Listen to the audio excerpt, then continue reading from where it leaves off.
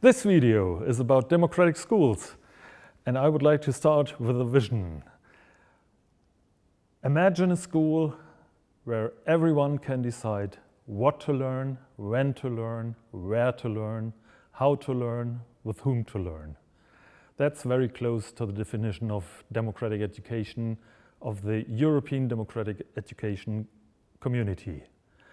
And these schools exist, and these schools are successful.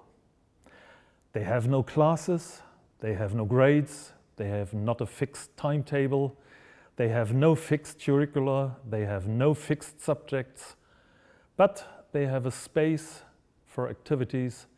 They have lots of ateliers, maybe for music, for art, for theater, for languages.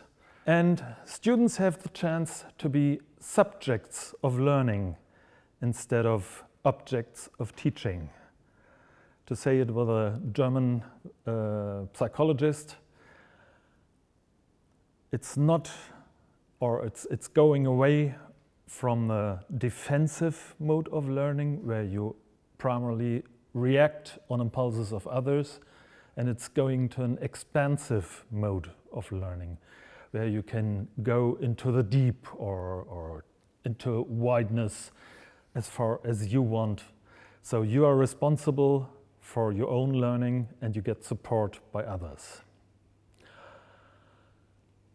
Some time ago I saw a video from the famous jazz bass player Avishai Cohen and his new trio.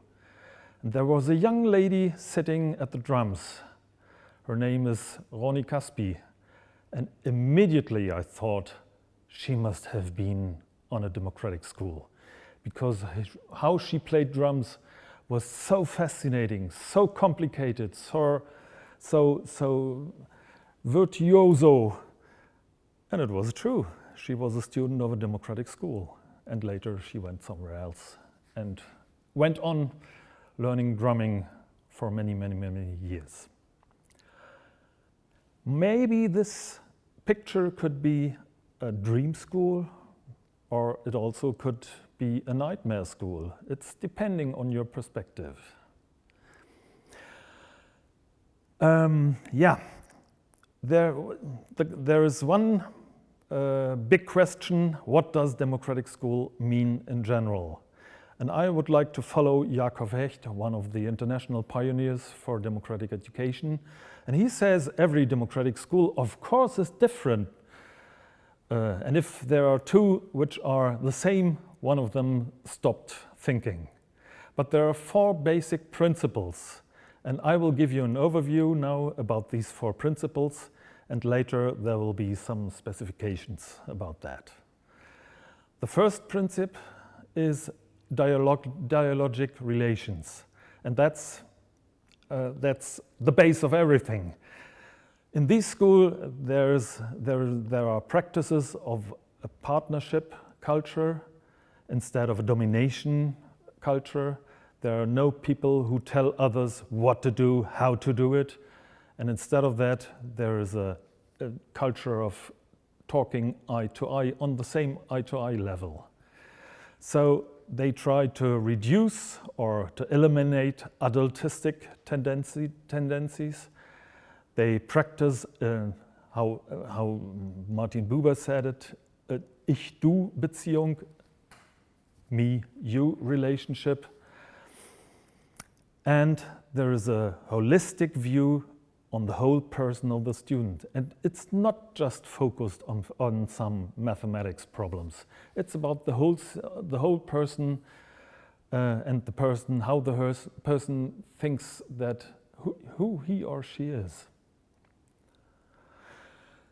I would say the heart of these dialogic relations is mentoring.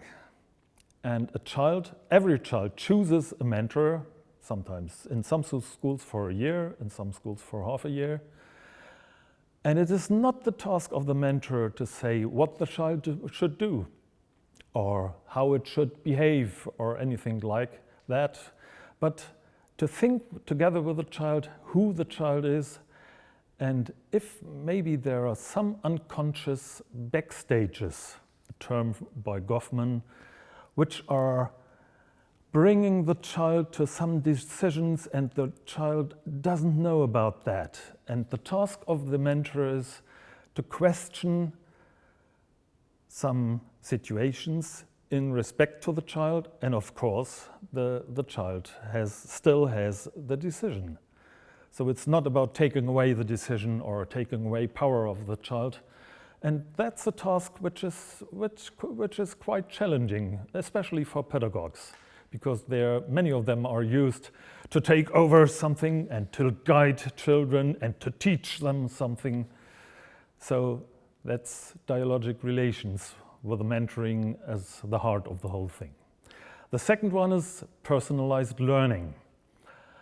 And personalized learning doesn't mean that every person, every student, every child gets a program for individual work for the next month or so, but it's based on a balance of individual freedom on one hand and a common social space on the other hand. And there's a lot of space for collaboration with others. So this is a combination, or the idea is a connected combination of collective learning and individual learning based on the free will of everyone. And for example, it could be that there is a 15-year-old boy who is very much interested in black holes, and maybe there is an 8-year-old girl who hears about that and says, oh, that's also interesting for me. And maybe there is someone 17 years old who's also joining the group. So there is a constant change of individual and common cooperative situations. And that's what personalized learning means. The third principle is building a democratic community. And I would say almost every democratic school has a school assembly, and it works after the principle one person, one vote. Often they quote the ANC, one man, one vote, but today one man is not so accurate. So it's about one person, one vote.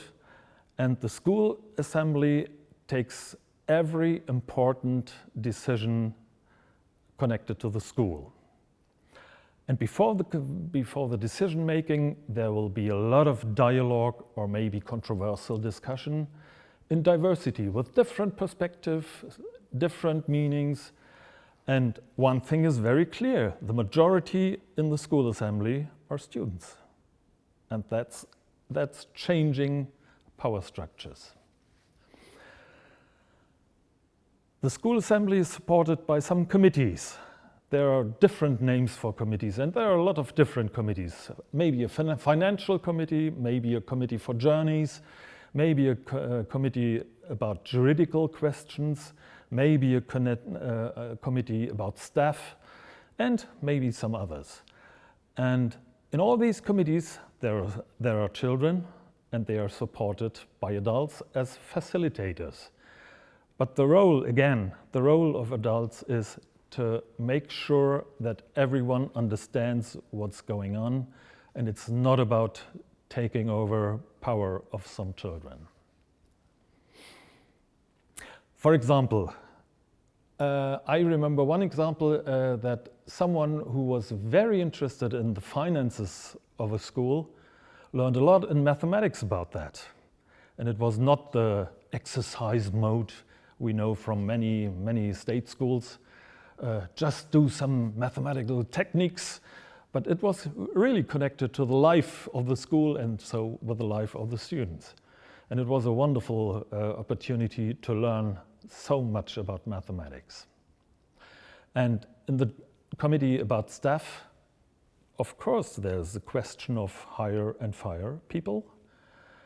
And when I visited some democratic schools for the first time, I always asked, is it true that students could decide about hiring and firing of adults?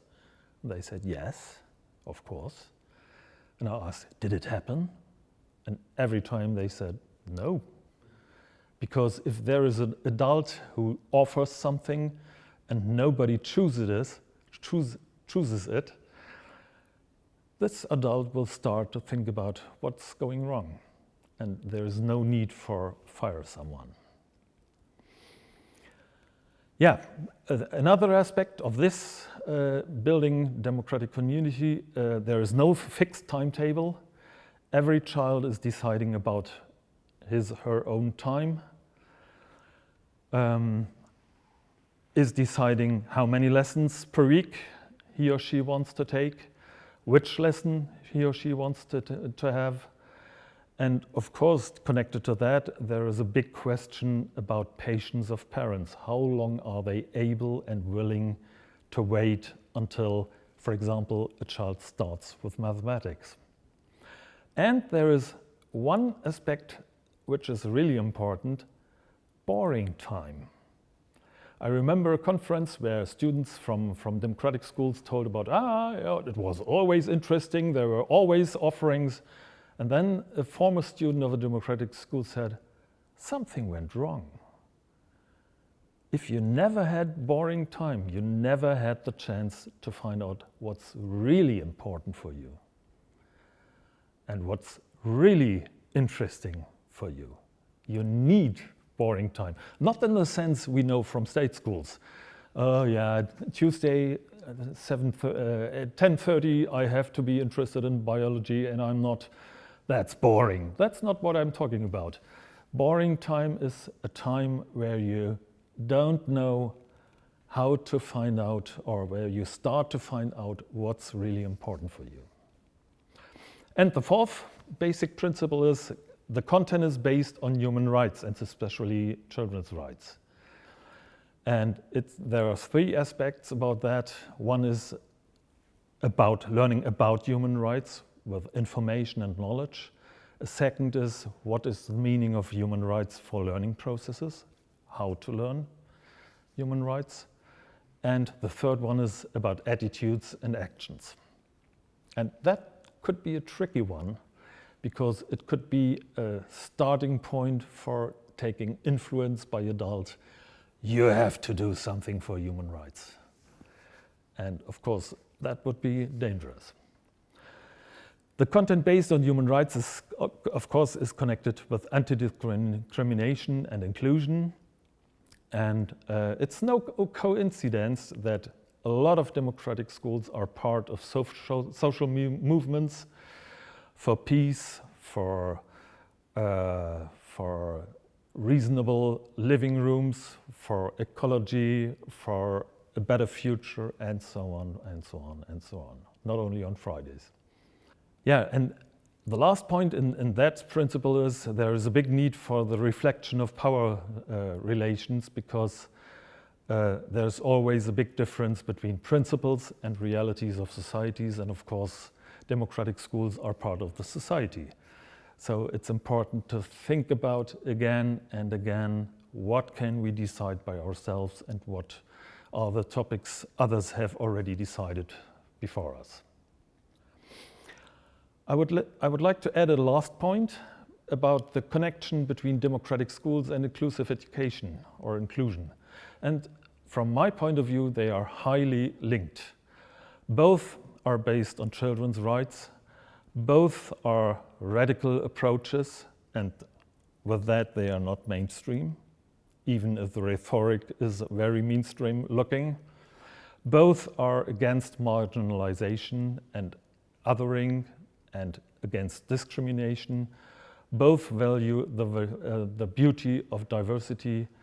Both build on participation, and both try to make students or keep students as subjects of learning.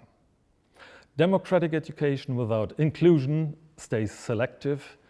Inclusion without democracy stays hierarchical. So one without the other is not really democratic and not really inclusive. So from my point of view, they are undividedly linked. Why do we need democratic schools now? The answer might seem theoretical, but it speaks about concrete difficulties with both democracy and education find themselves. We believe that democratic schools have the potential to keep the democratic and educational projects alive and vivid. Concerning the crisis of democracy, political debates seem to be replaced by market calculations. This is how, unfortunately, it became widely believed that political contestations are useless and that we should focus on practical and financial matters. Concerning the crisis of schools, what happens is that right-wing and conservative movements are using the same market logic to convince us that political and emancipatory projects should be abandoned. By this, these movements hijack the injustice of the status quo by a discourse that claims political neutrality. So we believe that focusing on skills or competencies is not bad by itself, but we also think that avoiding political debates is neither good for democracy nor for schools. As Andreas presented before, democratic schools are perfect format for democracy. They are organized around the principle of debate and freedom. Students have the right to choose what and how they want to learn. And for democratic purposes, they are even encouraged to think about their needs and to articulate the demands of their communities. Now the question becomes, how does this happen realistically? So until this moment, our group mates introduced the topic to be discussed for this session, and I will delve into the points that Andreas shared with us.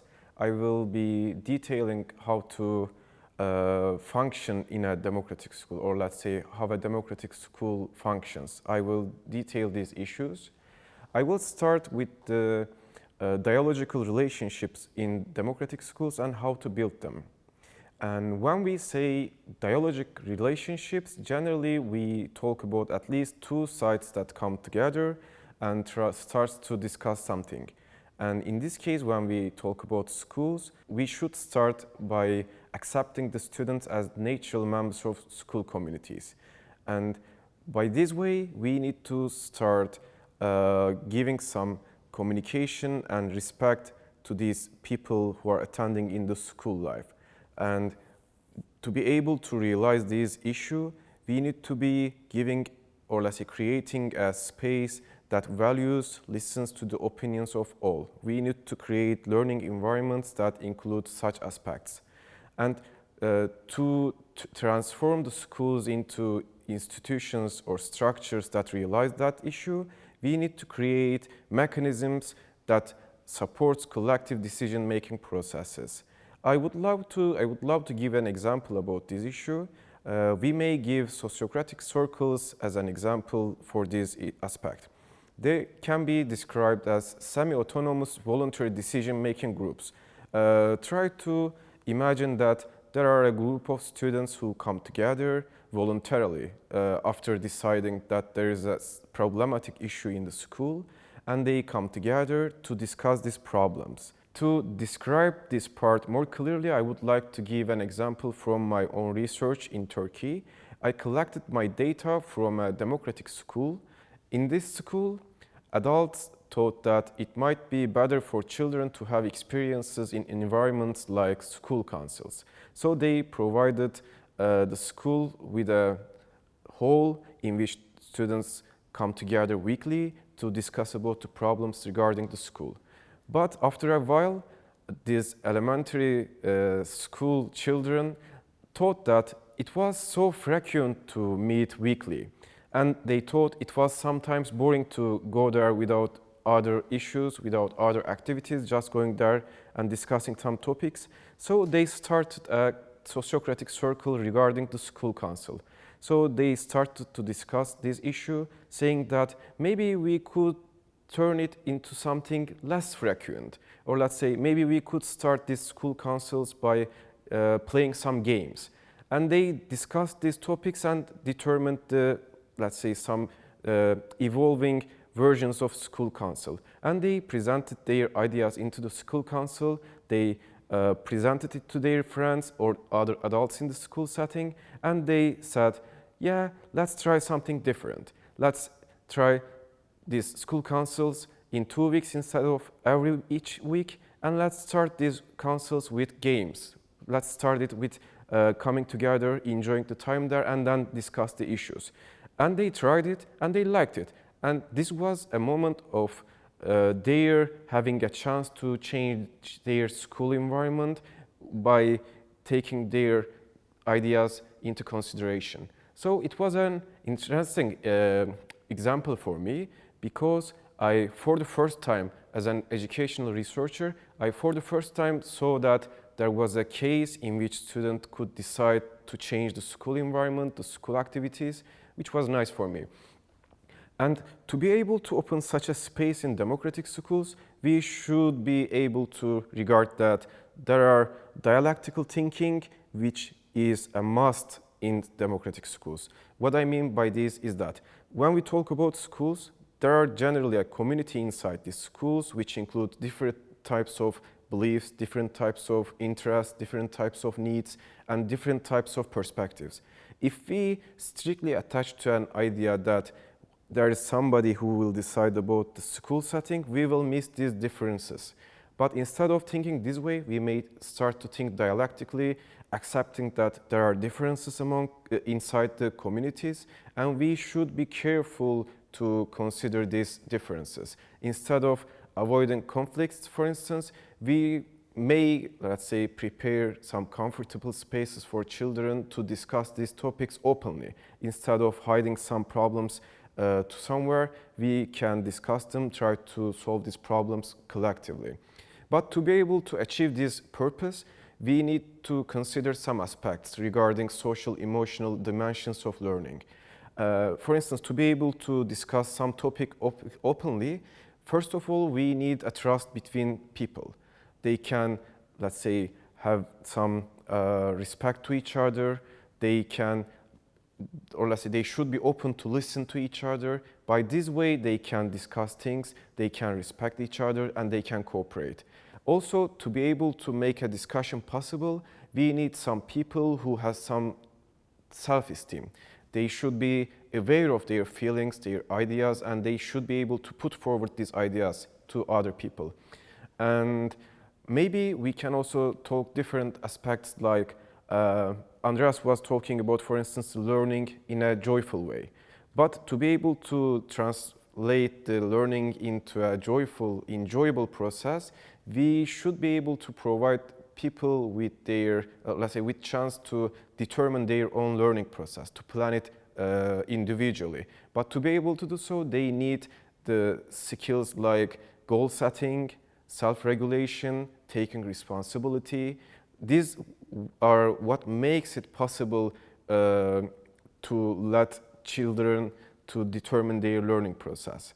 And also, when we talk about conflicts, we can imagine that there are people who are proposing to some ideas, or let's say suggesting some different ideas, or let's say defending their own positions, which means they are able to self-advocate. So such kind of social emotional dimensions are important in democratic schools. Otherwise, it will be a tokenistic right given to the students, which are assumed to be realized, but actually which are not taking place in the school settings.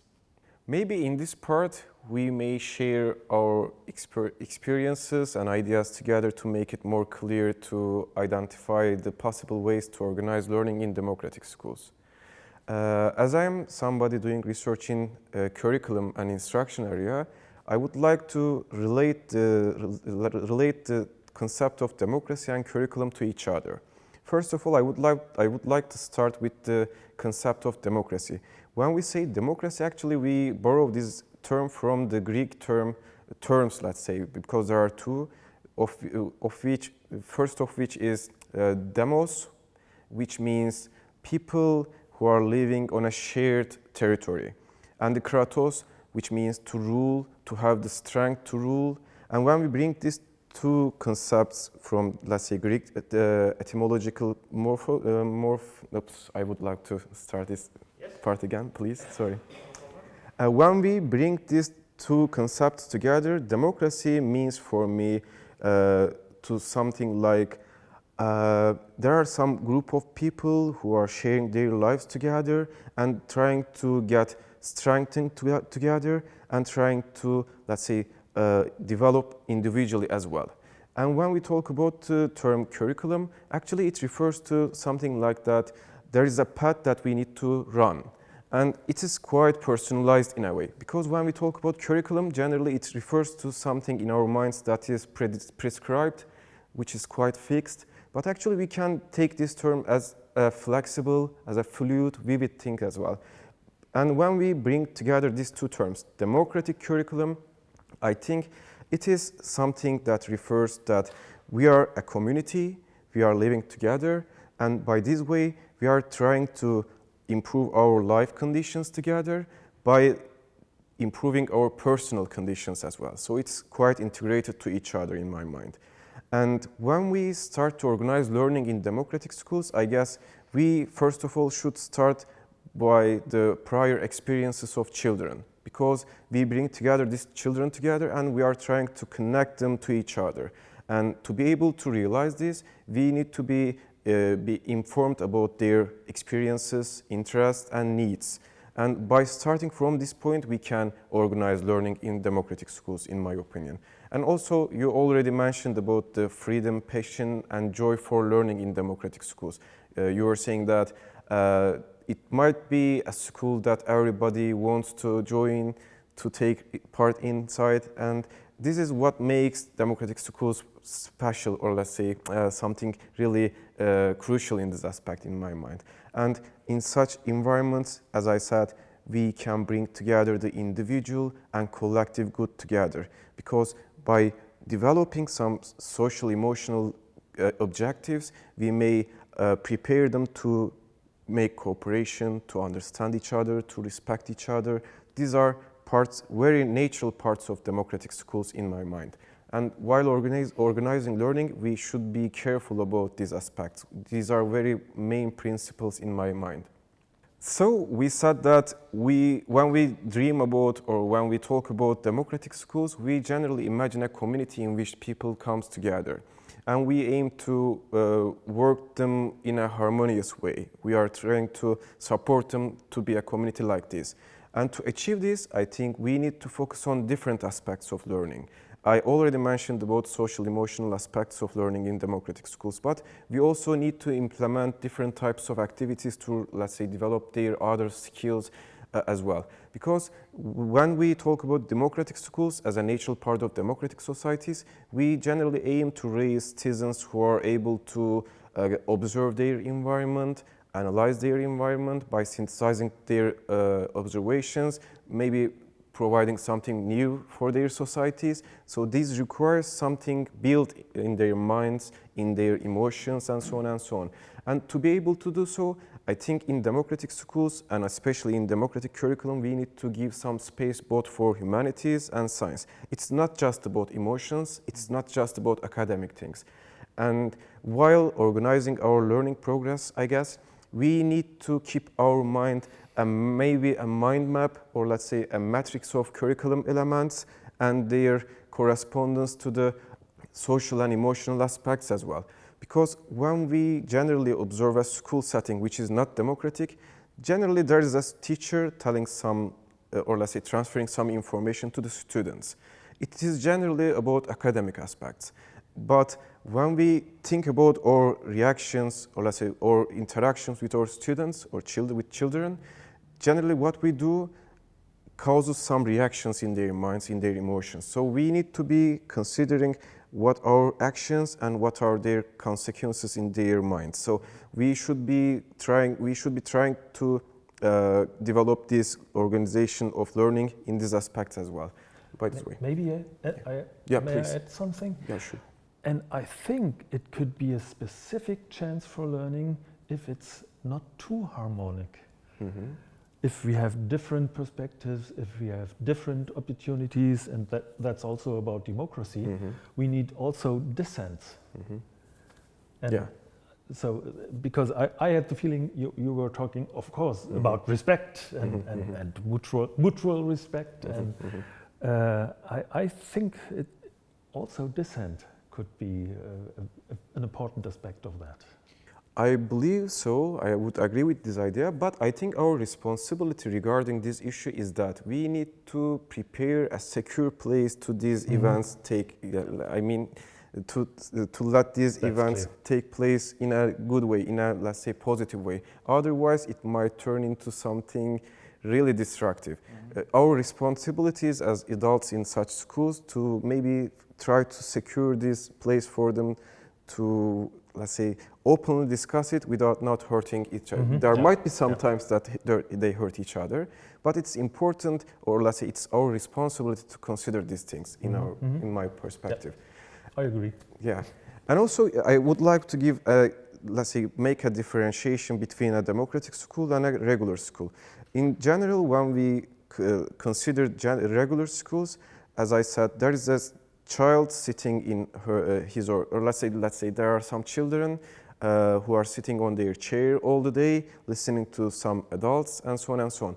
But in this case, they are in a mood of inertia, not moving around, not experiencing the school life itself, just receiving some information. But instead of this, we may give them a chance to experience the school life, maybe the conflicts themselves. They may experience it. From these experiences, they make some lessons. So it's important to give a chance to them to experience and to participate. We can also give examples about these issues, I guess. From German perspective, maybe from German context, I saw something like Arbeitsplan or weekly plans. You were talking about the students deciding their own learning progress. We need to prepare some mechanisms which make it possible for students. Otherwise, it will be something like, yeah, you can do it yourself, you can decide on your learning, and there is no, let's say, strategies there. It might not work very well, but if we create some procedures that make some meaningful steps, then it might be open for them. A child may decide on their learning projects. Maybe you might give examples about this? I just would like to add that changes the role of teachers. Yeah. Because they are not anymore the transmitting persons, but they are connecting children together. And so that's a quite different role, and And also it provides children to have a chance to evaluate their learning progress, because they have some empirical data there, which is quite meaningful for them. They experienced it, and when they talk with the adults about these issues, they know what they are talking about. It's there, it's quite observable, and they progress by following these steps. Also, maybe we can talk about portfolios or learning progress reports, because when children have such kind of documents with them, they may check what I learned, how I learned it, was it difficult, was it simple? They may think about these things. Otherwise, it's just a task to be completed. So it's important to give a chance for them to reflect on their learning progresses. And also, maybe I can add another example I experienced. It's called the black market of knowledge. And that's a good example, because the black market of knowledge was an idea of students, and they wanted to present something they worked about. And I think it's a good example, because it's also strengthening the change between or the combination between individual learning. I worked about that and I found out. And then maybe after the black market of knowledge, there are some other students joining. They build a group and they go on in different directions, or however. So it's an example which makes clear that, or which brings to reality this combination of individual and common joint learning. And also the resource of activities, the resource of very content, they are not some outside, let's say they're not just part of outsiders saying something, it is worth to learn, it is not worth to learn. Yeah. They are deciding by themselves, so which makes it quite important in my mind as well. How to develop a democratic community. Yeah. I think when we consider this issue, it's quite clear in some points, because we already mentioned that when we talk about schools, they are really complex social structures. They are not homogeneous. They are open for, in, let's say, idealistic terms, they are open for everybody to be inside. So in this case, to be able to build a democratic community, we should be open to see the diverse needs of students, or let's say children. The term students makes me crazy sometimes, that's why I'm correcting myself, and in this case, we should be able to create some mechanisms that tries to observe children in their varying needs, so, and try to, let's say, provide some opportunities to help these needs. And this is one very basic part of democratic schools, in my opinion.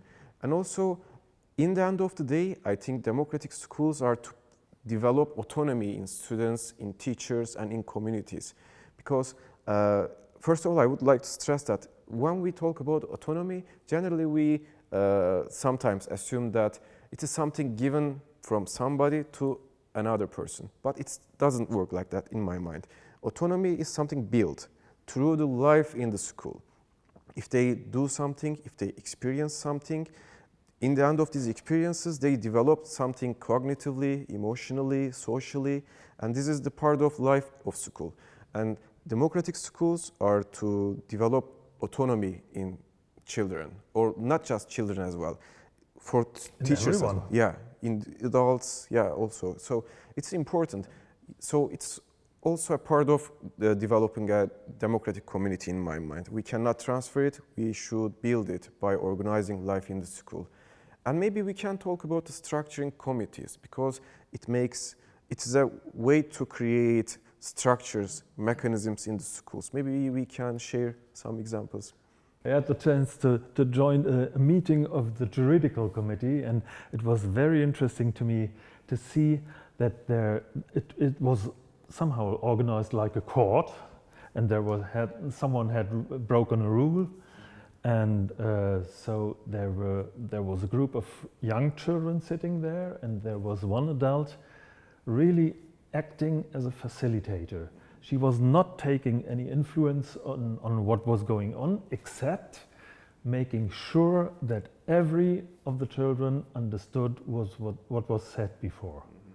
So that was her job, nothing else, and she really did it that way.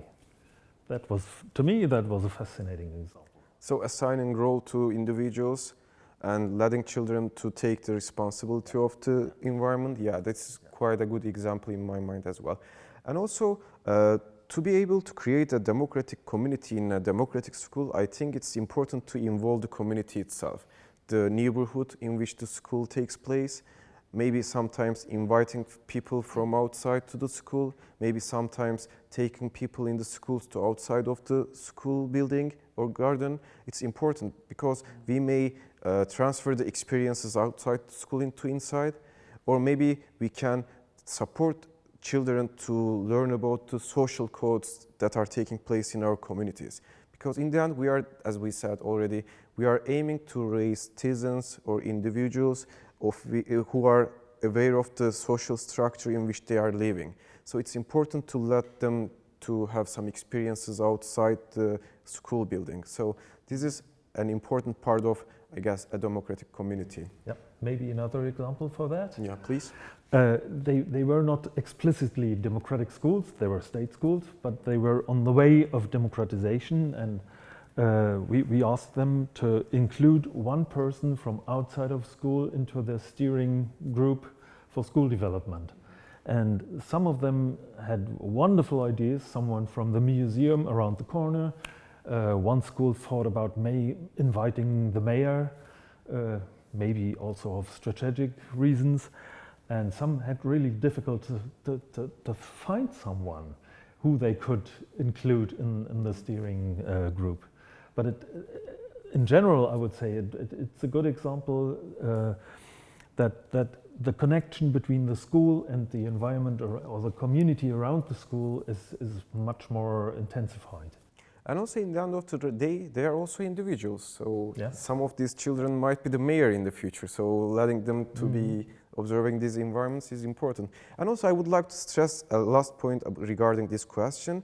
When we talk about participation in school environments, sometimes it's difficult to, let's say, describe what's participation.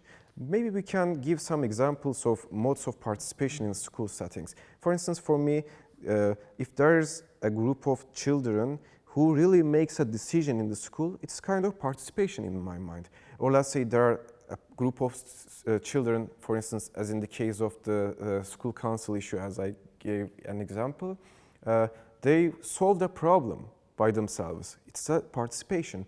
Or if they could set an agenda, we should discuss this topic in the school council next week, let's say. It's a participation. Or when they take some initiative, when they propose something new, when they reject something, if there's something that are proposed by a teacher and they say, no, it doesn't work for us, it's also a participation. So there are different levels of participation dimensions, and we can imagine participation like this, in my opinion. And also feedbacks are also quite important. Feedbacks from students to teacher, teacher to student, parents to teacher, students to parents. These are important because it means that we are observing each other, we are hearing each other, and we are talking with each other. We are having a dialogical relationship. So these types of modes of participation might be kept in mind to, let's say, visualize the participation, how it can take place in democratic schools. Yeah. I just have another example for that in mind from Iceland. It's not an explicit democratic school, but it's a school with a strong democratic tradition.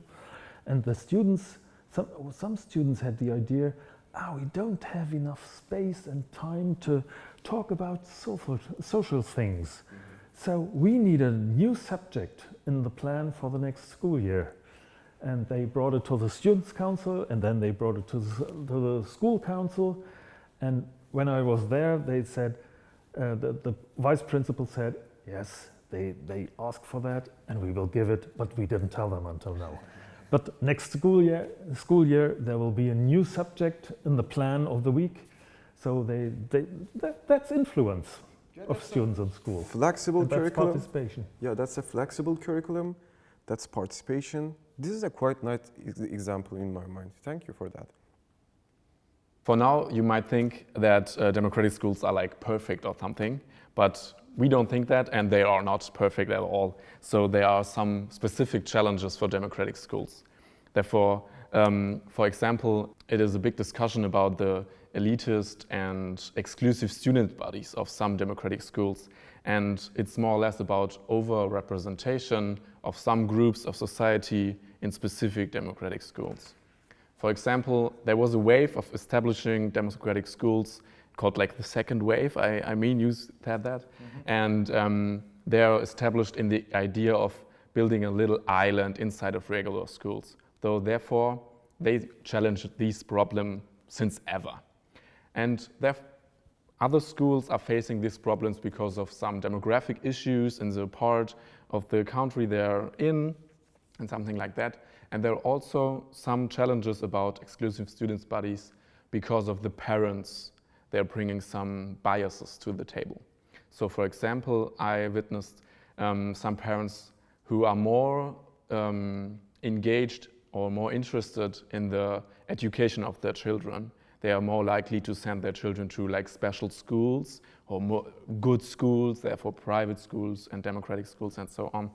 But you already told me that there is another bias from parents who have children with disabilities, right? Yeah, some of them are fearful about democratic schools because they have the fear that their children could get lost. Because you have the big freedom in democratic schools and you have not safe structures for their child.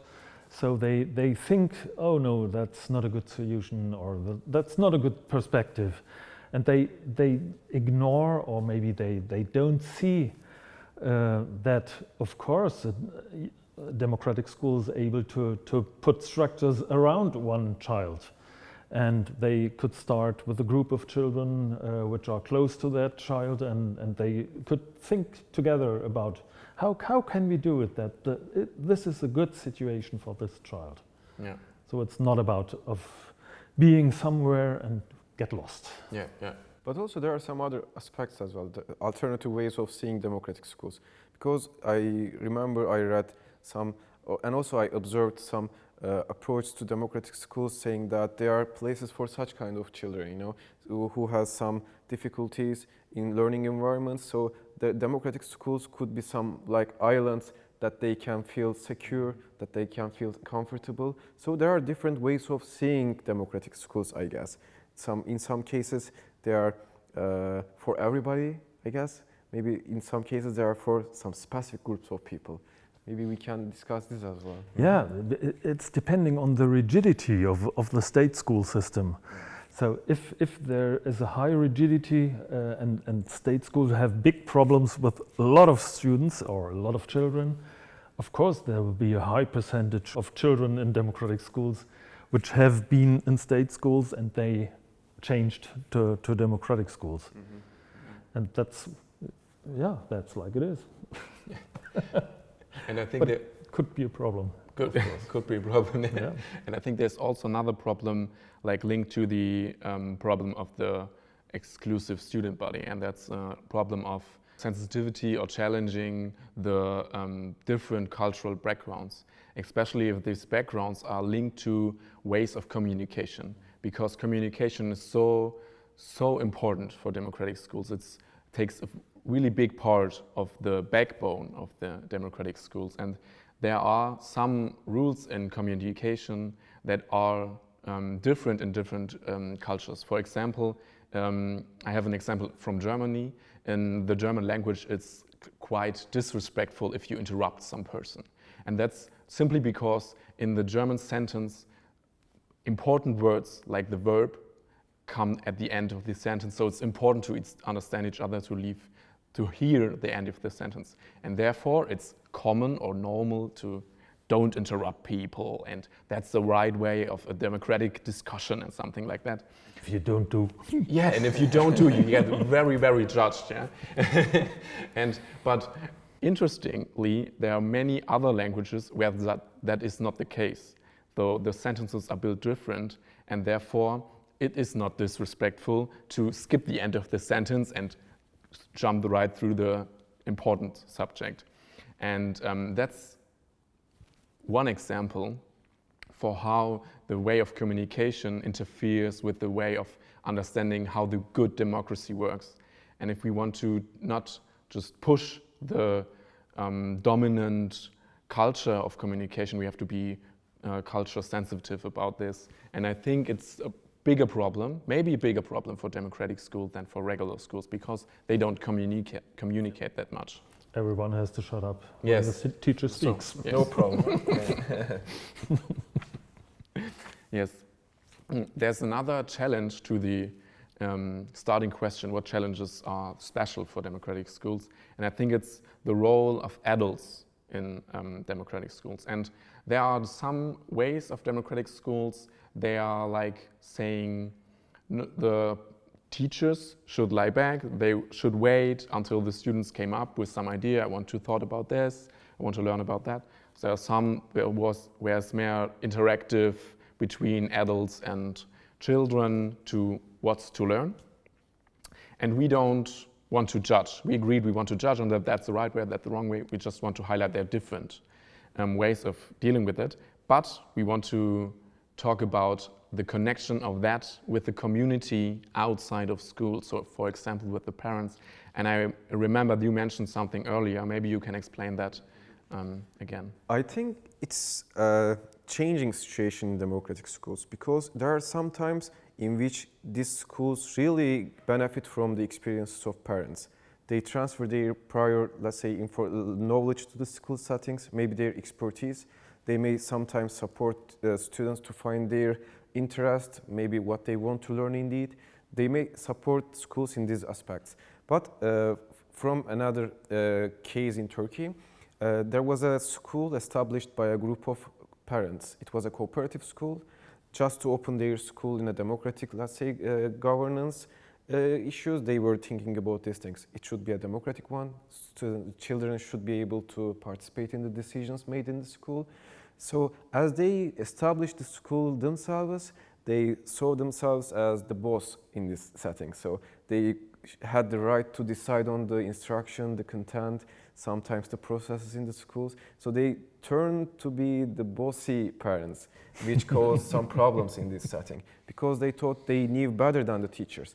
And we should keep in mind that teachers are professionals who received an education or let's say some trainings regarding these issues, and they know these things, hopefully. In some cases, maybe they don't, but still they are professionals doing this job. So we should be respectful toward them in some cases. If we are trying to create a democratic community in schools, we should be careful for our relationship regarding all of the members, not just for the good of children, but it should be regarding the other adults, maybe the teachers, maybe the other school staff. So we should be careful in our relationships in these aspects as well.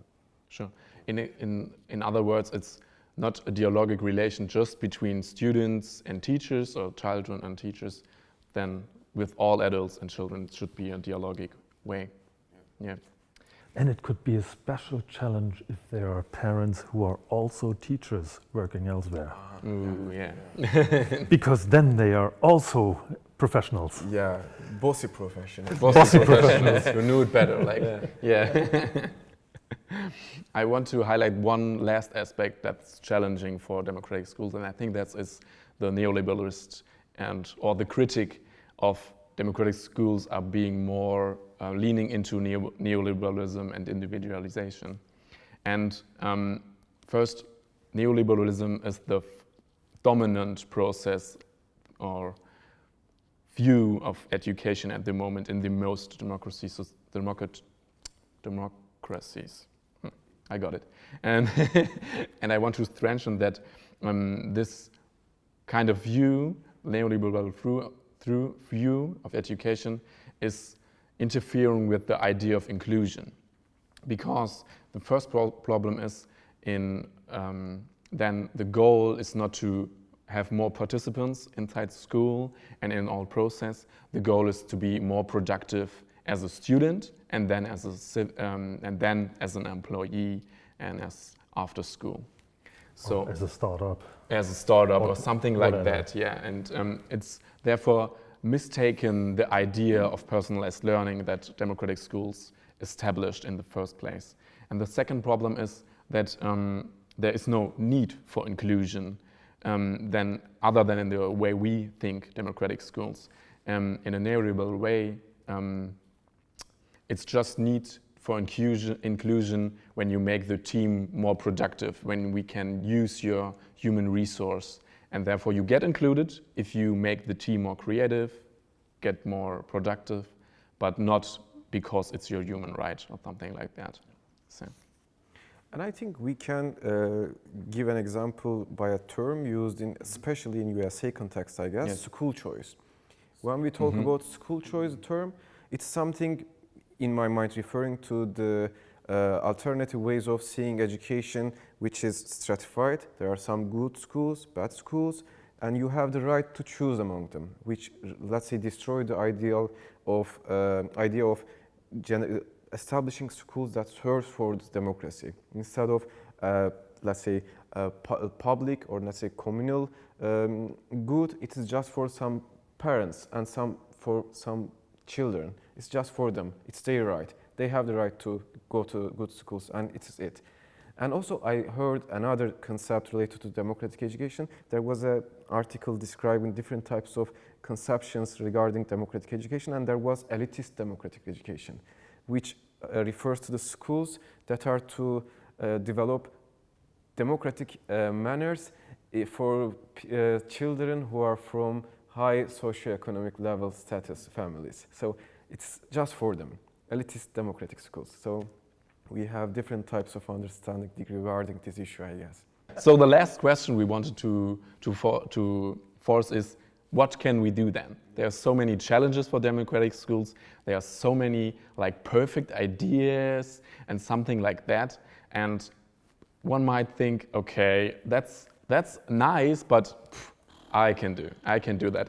And I think the key is to not get overwhelmed with this many ideas that seem to be perfect, because no democratic school was established overnight. They were and they still are made and built, and they are changed every day. And I think a key aspect to empower our listeners is to understand democracy is not just an ideal we have to get through. It's more or less like understand as a constant process for democratization with the goal of inclusion, more participation, and to question like the common ways and what is normal or what's not normal. Let me give an example. Yes. There was a reading describing democratic, or let's say resembling democratic education to the relationship of three neighbors. Yes. I mean, there are some times that you have conflict with your neighbor. Yeah. And you face with this person to discuss this issue. Sometimes you maybe have a harsh speaking with each other. And in the end, you solve this problem. Democracy is our everyday life. It's not something over the clothes. No. It's here. It's between us. Yes. So it's important to consider this issue in this perspective, I guess. And it's not a stage you can reach one day and then you have it. Yeah. No. Yeah. Yeah. Exactly.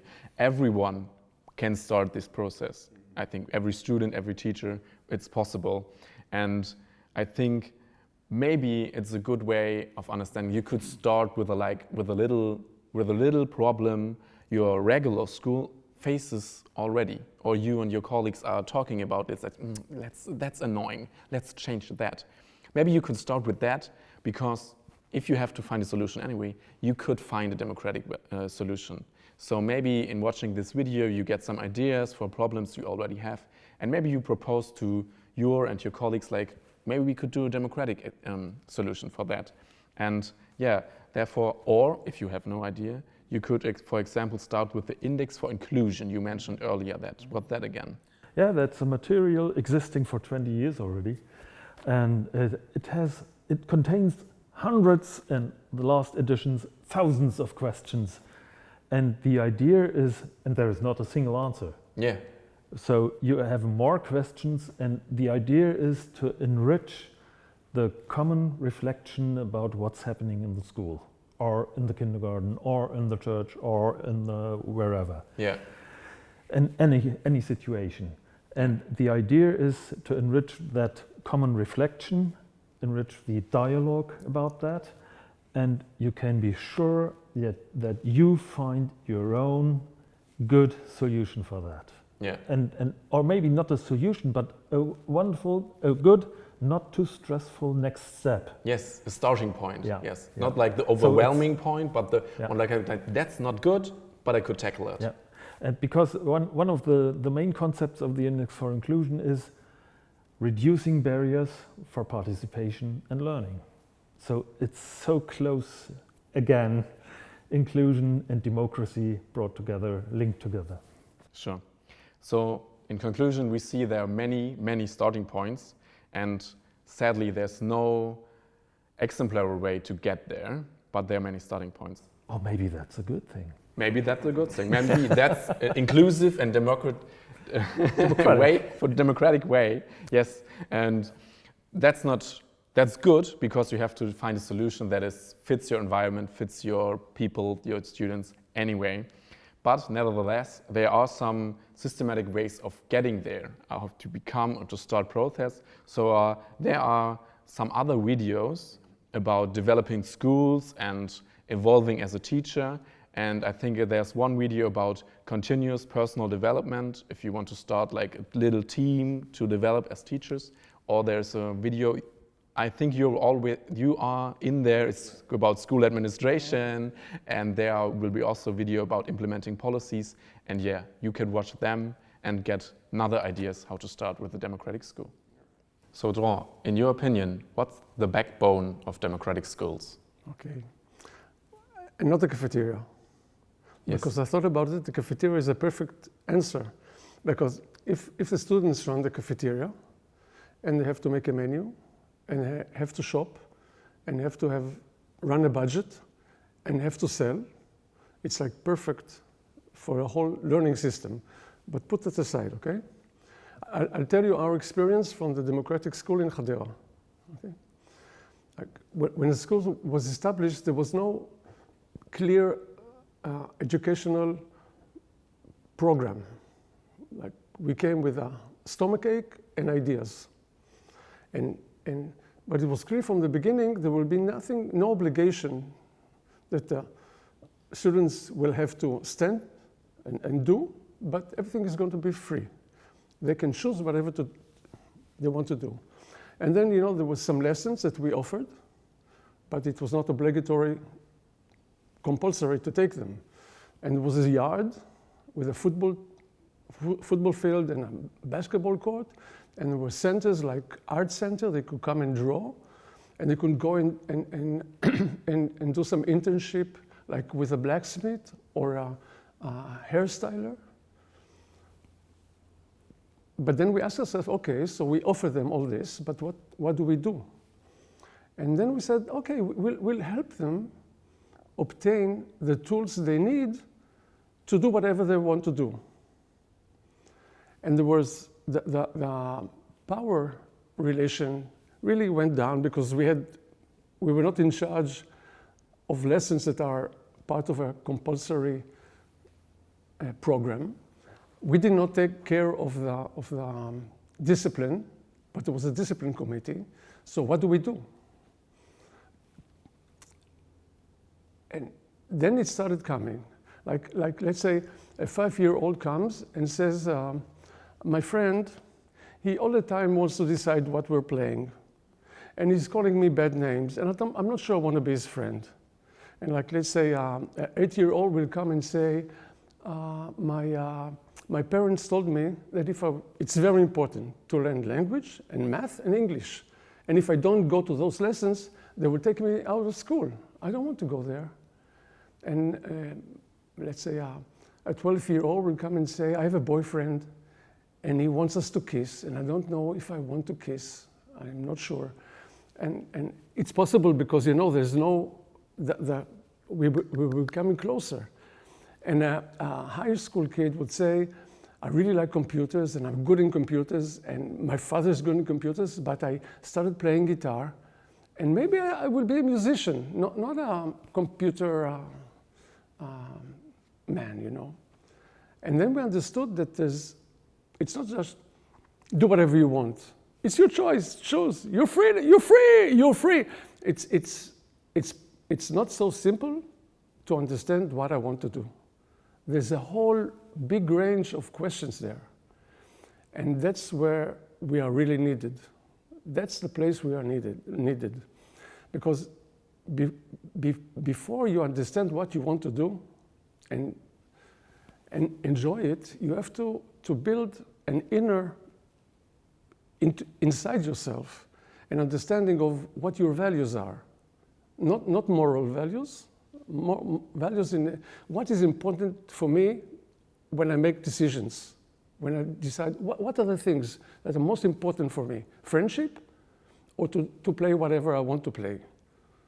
Be connected to the boyfriend because I like him, or to say, okay, I don't want to kiss, and if I'll part, I'll part. What is the most important thing to me?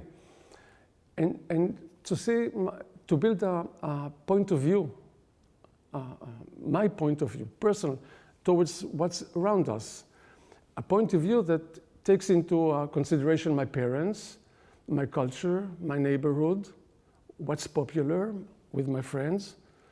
Like, it's this whole big inner thing that has to be built. And it's not easy to build it. And that's where mentoring came in. And this is why mentoring started to be the most essential part of our doing, okay?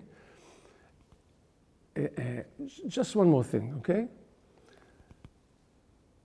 This is why it became the backbone of our pedagogical, whatever you say, doing. But then there was another thing in mentoring. Mentoring was one of the best ways to imply human rights. Because if we want to imply human rights, and the mentoring is the best place where we say, whatever you think is important you think. Whatever you have to say, I really want to listen to it. I really want to listen, I really want to see. And I want to see and listen not to what you say or do, but what's behind it, what's under it. I really want to make your existence present. And I want you to be safe. I want you to feel sure. I want you to be open. That's human rights. That's children's rights. And this is also in mentoring. And this is why mentoring, in my opinion, is the backbone of democratic education.